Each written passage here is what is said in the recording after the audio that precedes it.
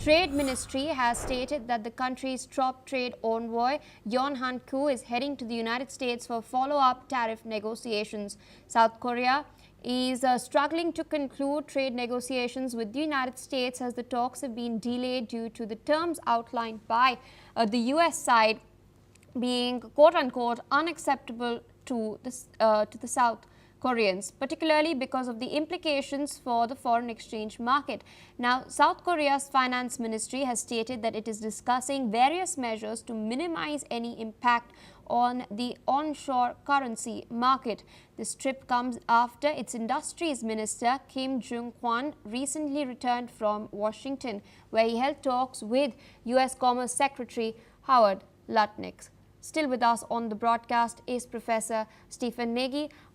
Where do you see the South Korean-US equation heading to next as far as the economic sphere is concerned? We do know there are a lot of South Korean companies that have promised to invest in the American markets. Meanwhile, the US is concerned, especially under Trump administration, it's concerned about its own interests. It's putting America first. And we've recently seen the detentions that have taken place at a Hyundai facility. And when Trump reacted to that, he stated that he wants these companies to not just bring labor, often cheap labor, but those who have expertise from their own countries, but also train the Americans.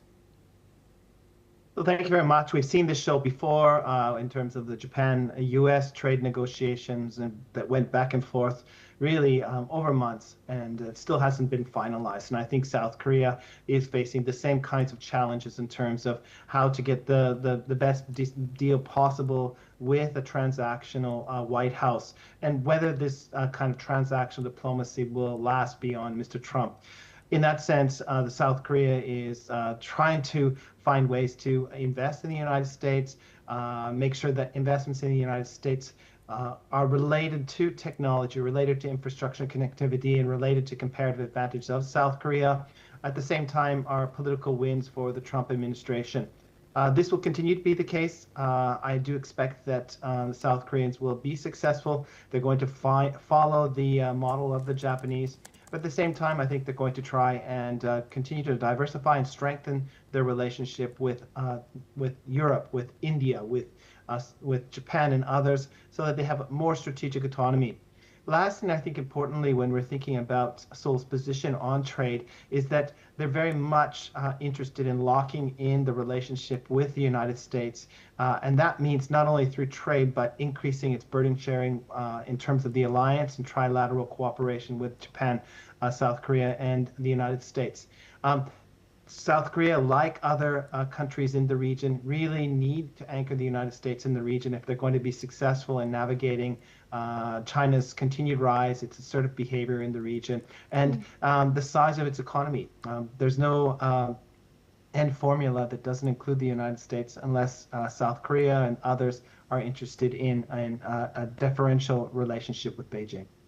All right, so with that, I would like to thank you for taking our time speaking to us on NewsX World.